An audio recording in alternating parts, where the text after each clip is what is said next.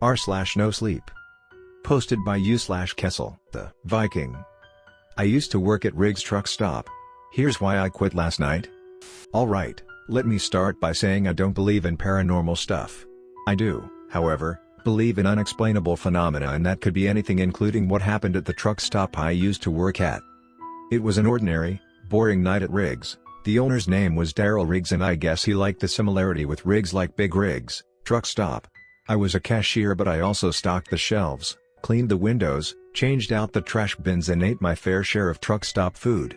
When I was first hired, Daryl told me that cameras were in place, but none of them worked, so I figured I could eat as long as it wasn't a noticeable amount. Anyway, that night I was falling asleep at the register.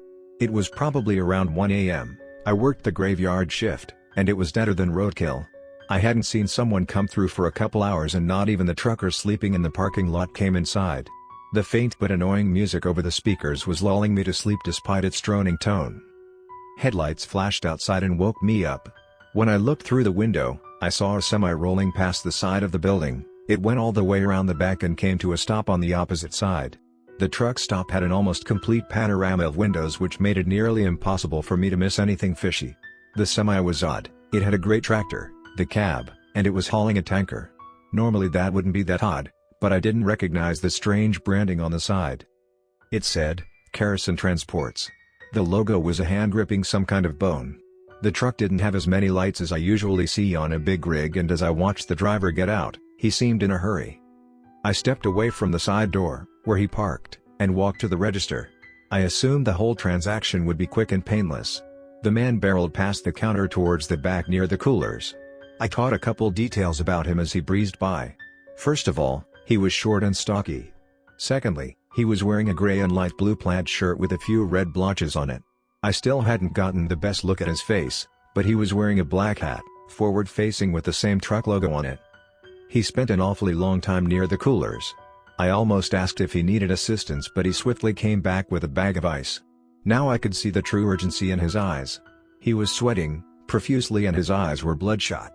He had a large, bushy beard with patches of hair missing. He still hadn't engaged with me, and he spent some time perusing the pocket knives. Eventually I asked, "Anything I can help you find?" He shot up as if he didn't know I was there the entire time and stammered as he spoke, why, yeah. C, can I get one of these knives?" he asked while pointing his dirt-covered finger to the display case. "Sure, which one?" I asked calmly. That one right there. The one W, with the W, wolf." He was visibly shaking. It appeared he hadn't slept for a long time. I opened the case and grabbed the knife, but before checking him out, I asked, "Is everything alright tonight?" He stared directly at me for about 5 seconds before looking back down at the counter. "Why, yup. Just a long night." It was hard to believe him, but he wasn't the first strange encounter I had ever had at the truck stop. "Right on, so just the knife and the ice?" "Why, yeah. Wait." He suddenly shouted before slamming his palms against the counter, "I forgot something," he added while turning around to waddle into one of the aisles. I tried to get a glimpse of what he was looking for, but he returned almost as soon as he left. He all but threw a package of Skittles on the counter before turning his gaze to me. "All set now?" I asked quietly. "That should be it," he answered softly but with a vocal tremble. "Cool, that'll be $49.63, cash or credit?" "How much?" he asked loudly. $49.63? You're buying a knife, man, that's not some cheap souvenir. You've got ice and Skittles as well, so. He seemed to calm down. "Yeah, that makes sense." Then he pulled a wallet out and produced a $50 bill. He handed it to me and said, "Keep the change." "Sure thing. Do you want a bag?" I asked quickly. No bag," he said before gathering his things up in his arms and beginning to walk away. "Well, have a good night. I take it you're not resting for the night." He stopped briefly and said, "I can't stay. No time. I need to keep moving." He sounded solemn, but I couldn't put my finger on why. I slowly stepped out from behind the counter to watch the trucker leave. It gave me peace of mind to know who came and went, so I wanted to see him either stay or leave.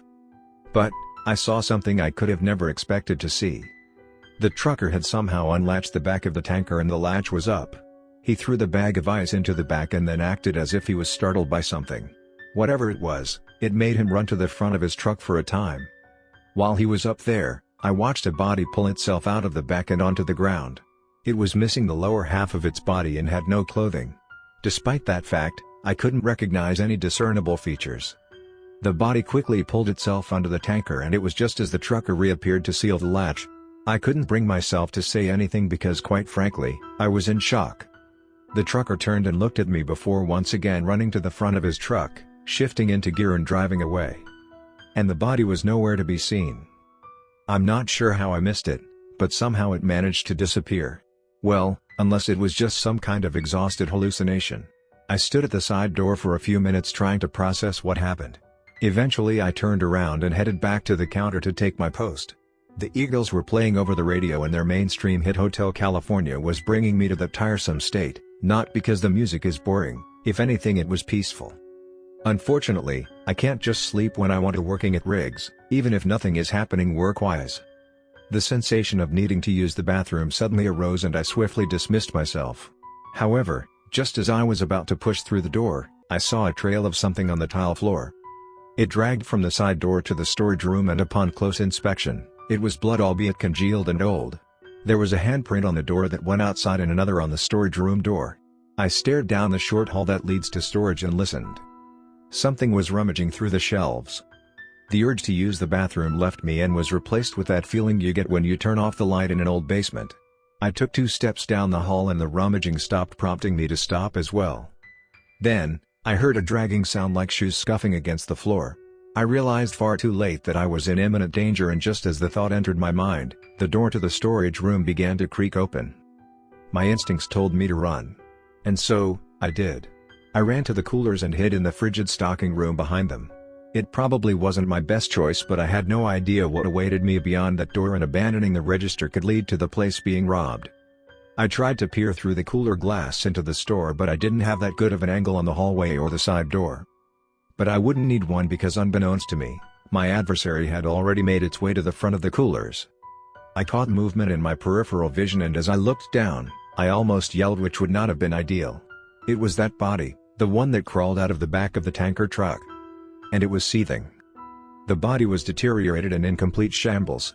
Feasibly, it shouldn't have been able to move at all, but it was dragging itself along the ground with an ease I'd think improbable.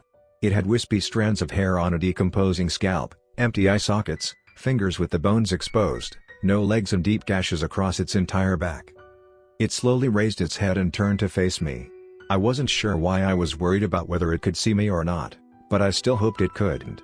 It opened its disheveled mouth and snapped its teeth together in the air while appearing to sniff. I remained still and shaking, both from the cold and from my terror. The creature then turned away from the coolers and began to drag itself back towards the side door, or at least in the direction of it. I moved to a place where I could safely watch it without making as much noise as possible. It gradually made its way to the side door, but by the time it reached it, its body was too low for me to see. However, I was able to see the door swing open slowly before closing shortly after. I waited, freezing for a good 10 minutes for any signs of it before leaving the coolers. As soon as I thought the coast was clear, I left and immediately called the police. I called my boss as well, who didn't answer. The police arrived and were understandably skeptical, but that was only until they watched the security footage. They clearly saw what I had and were equally terrified and confused. A crime scene investigator came and examined the blood trail. They said that while it was human blood, it had something else in it, something they had never seen before. The police also told me that the trucking company didn't exist, the one on the side of that semi. They asked if I could have possibly been mistaken, but I assured them of my certainty. I was able to give them details of the driver, but they weren't enough for them to go on, and without a license plate, they couldn't track the truck. Needless to say, I quit that night. That thing may have left the truck stop, but that doesn't mean it isn't just lurking somewhere nearby. The police did search with a dog, but the results were inconclusive. I wasn't going to wait around to see if it came back. I'm still not sure about that trucking company and what it was actually delivering. If that living corpse was anything to go by, then I'm sure it was nefarious in nature. If you see Rigg's truck stop, either avoid it or stay for only a short time. I won't be there to protect you, and I probably wouldn't do a very good job either. Oh, and if you ever see kerosene transports on the side of a semi, Stay far away from it.